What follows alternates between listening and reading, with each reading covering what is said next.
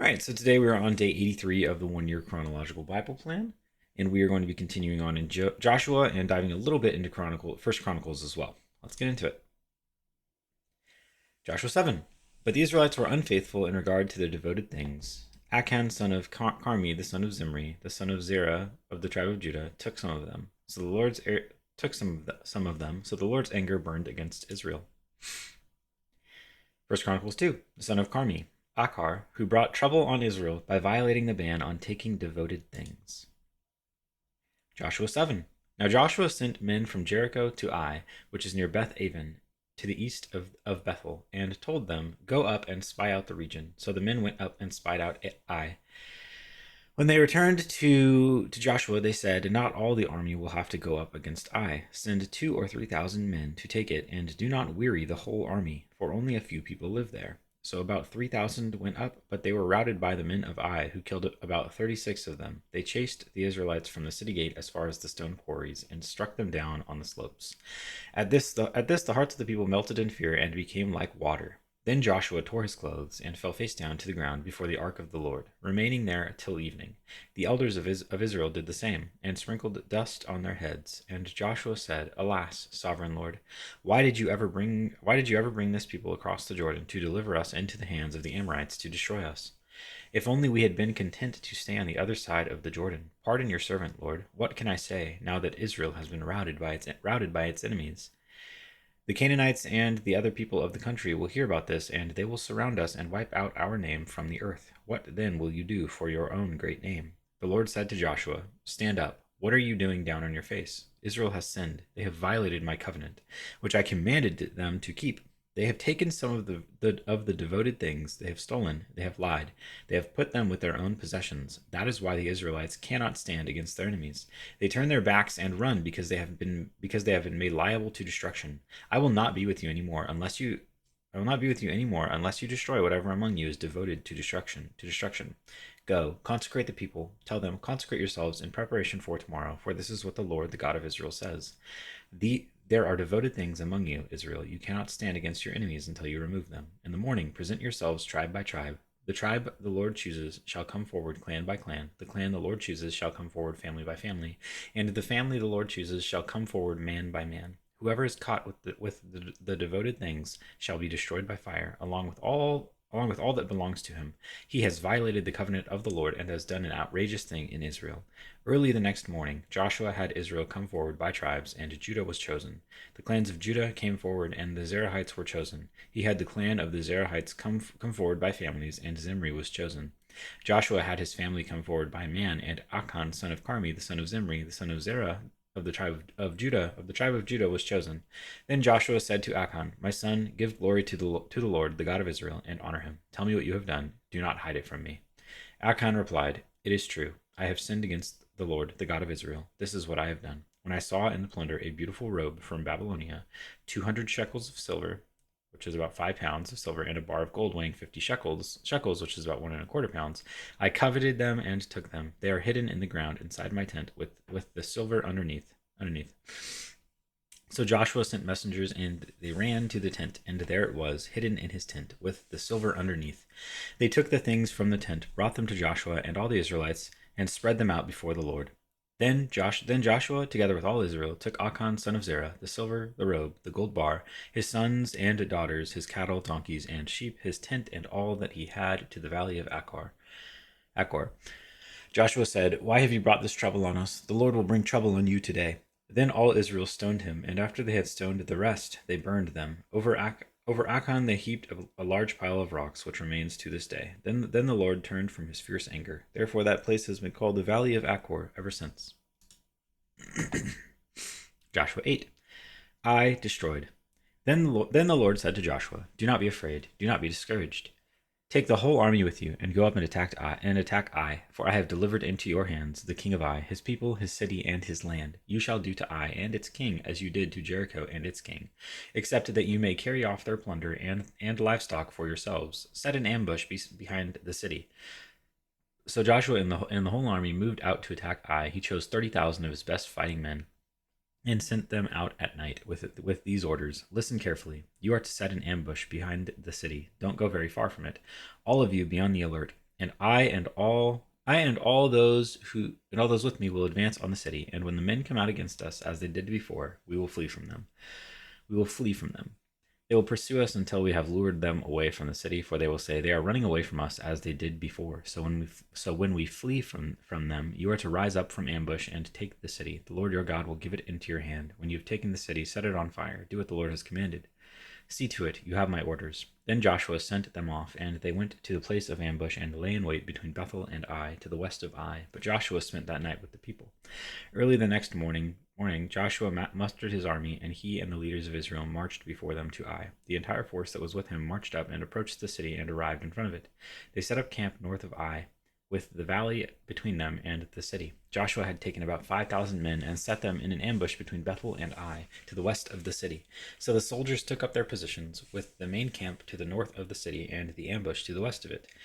That night Joshua went into the valley. When the king of Ai saw this, he and all the men of the city hurried out early in the morning to meet Israel in battle at a certain place overlooking the Arabah. But he did not know that an ambush had been set against him behind the city. Joshua and all Israel let themselves be driven back before them, and they fled toward the wilderness. All the men of Ai were called to pursue them, and they pursued Joshua and were lured away from the city. Not a man remained in Ai or Bethel who did not go after Israel. They left the city open and went in pursuit of Israel. Then the Lord said to Joshua, hold out toward Ai the javelin that is in your hand, for into your hand I will deliver the city. So Joshua held out toward the city the javelin that was in his hand. As soon as he did this, the men in the ambush rose quickly from their position and rushed forward. They entered the city and captured it and quickly set it on fire. The men of Ai looked back and saw the smoke of the city rising up into the sky, but they had no chance to escape in any direction.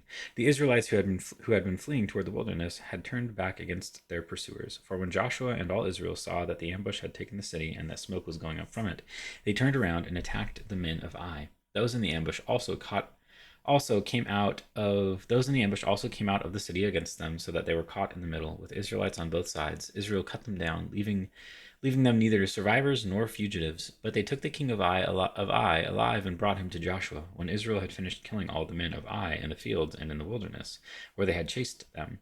And when every one of them had been put to the sword, all the Israelites returned to Ai and killed those who were in it. 12,000 men and women fell that day, all the people of Ai. For Joshua did not draw back the hand that held out his javelin until he had destroyed all who lived in Ai. But Israel did carry off for themselves the livestock and plunder of this city, as the Lord had instructed Joshua. So Joshua burned Ai and made it a permanent heap of ruins, a desolate place to this day. He impaled the body of the king of Ai on a pole and left it there until evening.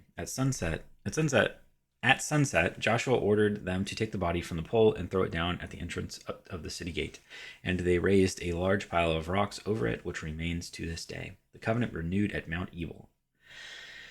Then Joshua built on Mount Ebal an altar to the Lord, the God of Israel, as Moses, the servant of the Lord, had commanded the Israelites. He built it according to what is written in the book of the law of Moses, an altar of uncut stones on which no iron tool had been used.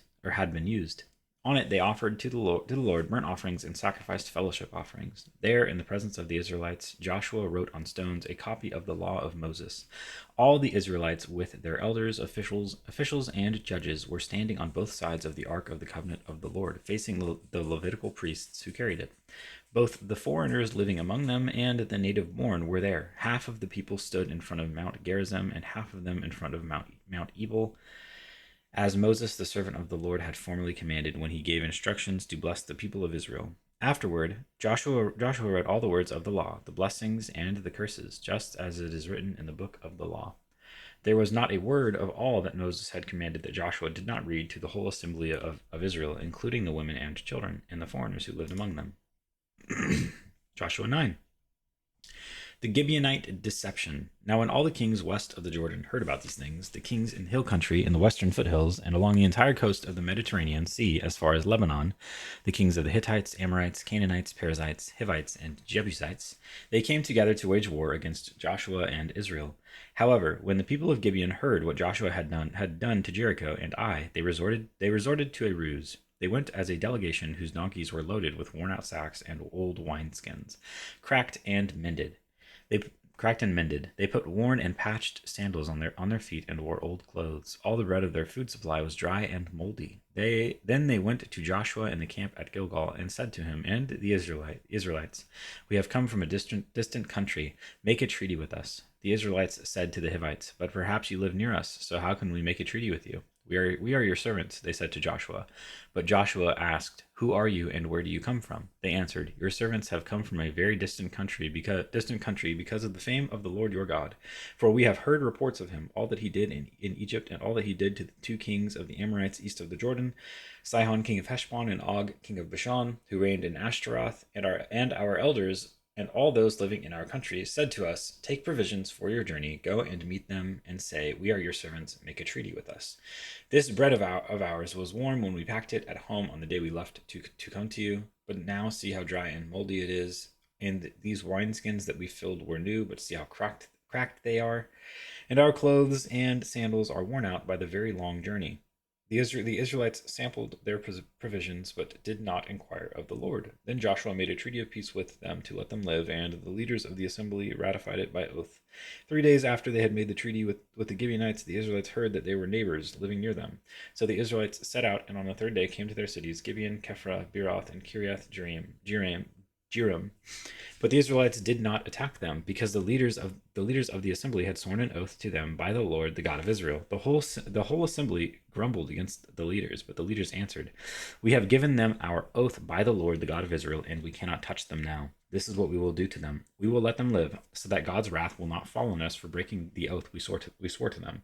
They continued, "Let them live, but let them be woodcutters and water carriers in the service of the whole assembly." So the leaders' promise to them was kept. Then Joshua summoned the Gibeonites and said, "Why did you deceive us by saying we live a long way from you, while actually you live near us? You are now under a curse. You will never be released from service as woodcutters and water carriers for the house of my God." They answered Joshua, "Your servants were clearly told how the Lord your God had commanded his servant Moses to give you the whole land and to wipe out all its inhabitants from before you. So we feared for our lives because of you, and that is why we did this. We are now in your hands. Do to us whatever seems good and right to you." So Joshua saved them from the Israelites, and they did not kill them. That day he made the Gibeonites woodcutters and water carriers for the assembly, to provide for the needs of the altar of the Lord at the place the Lord would choose, and that is what they are to this day. And that is day 83.